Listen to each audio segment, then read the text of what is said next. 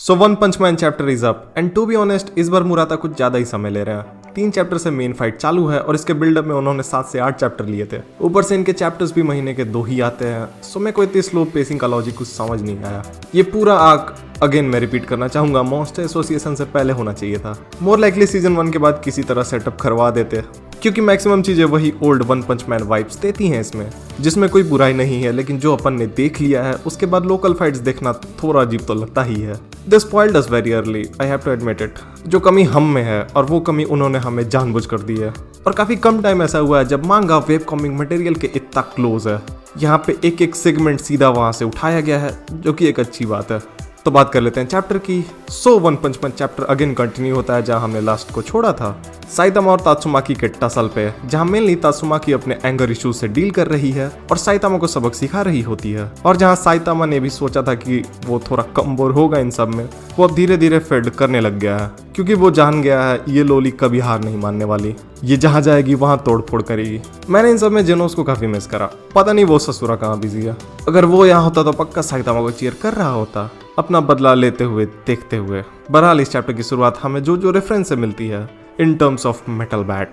इसके बाद साइतामा का मोटिवेशन डाउन होते हुए दिखाया जाता है और तात्सुमाकी को उससे उछालते हुए, जहां ये बंदा सिर्फ उड़ता ही जा रहा है। जिसके बाद पैनल फुबुकी पे शिफ्ट होता है और वो तात्सुमाकी की दी गई धमकी के बारे में सोच रही होती है कि वो उसके सारे टट्टुओं को सबक सिखाएगी। और फुबुकी यहाँ श्योर है कि इसके चांसेस काफी ज्यादा हैं। जिसके बाद वो बंदे फुबुकी से साकुरा बनने के लिए माफी मांगते हैं और आगे का प्लान के बारे में पूछते हैं, जिस पे फुबुकी उनसे बोलती है दूर रहने को और फिर उड़ के निकल लेती है। जिसके बाद सीन शिफ्ट होता है सिटी एन के एक वेयर हाउस पे, जहाँ कुछ बंदे class A rank 34 hero feather की धुनाई कर रहे हैं। और इस मामले में होता यह है कि इस लौंडे ने फेदर का किसी तरह से काटा था, क्योंकि ये औरत आयरन फिस्ट के लीडर बिग आयरन की महिला है और किसी तरीके से इसने इसको धोखा वोखा दिया होगा, हू नोस। पता तो ऐसे ही चल रहा है। खैर ये औरत पूरी तरह एविल नहीं है, शी एडमायर्स द हीरो। मैं बता रहा हूँ ये भी घड़ियाली आंसू है। जिसके बाद जब फेदर उठकर अपना हीरो मोमेंट देने वाला होता है, तभी पीछे से साइतामा उड़ता हुआ आता है और उससे टकराता है। जिसके बाद साइतामा इन लोगों से बिल्डिंग तोड़ने का इल्जाम तात्सुमाकी पे लगा देता है, जो कि सच भी है। लेकिन वो अगेन इसे ब्लेम करती है और वो फिर उसे ब्लेम करता है। तात्सुमाकी को देखकर वहां के गुंडों के पसीने निकल जाते हैं और इस पैनल को देखकर मेरे। जिसके बाद उनका लीडर साइतामा पे हमला कर देता है। फिर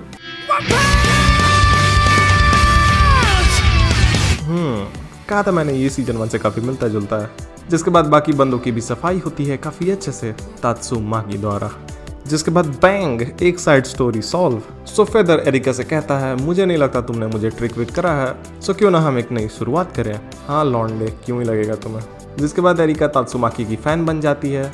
एंड देन फेदर का इंटरनल मोनोलॉग चलता है कि उसे ऐसा लगा जैसे उसे किसी कार ने हिट कर दिया और अब घर जाके वो सोए होएगा और नया शुरुआत करेगा। नाइस।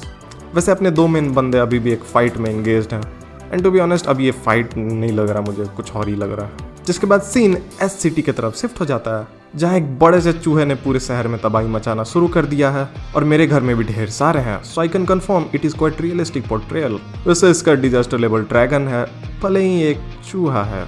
हा laugh on my joke. So metal bat एक मात्र क्लास एस हीरो है जो शहर के करीब मौजूद है और आज उसके किटी के बच्चे होने वाले हैं, जिसे छोड़कर उसे चूहे मारने भेजा गया है। How ironical.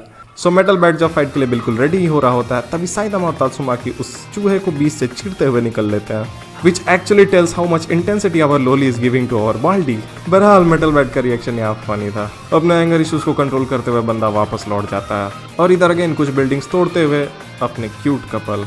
लास्ट में आते आते ये चैप्टर काफी हिलेरियस हो गया था। So final half was pure one writing. Again One Punch Man काफी light hearted situational comedy story बन चुका है, जिस यूएसपी के कारण ये इतना मेन स्ट्रीम हुआ था, जिसके भी अपने एडवांटेज हैं। सो या दिस वाज माय वीडियो। पसंद आया तो लाइक कर सकते हो, शेयर वेयर मार सकते हो। See you in the next one. This is Saket from an enthusiast. Peace out.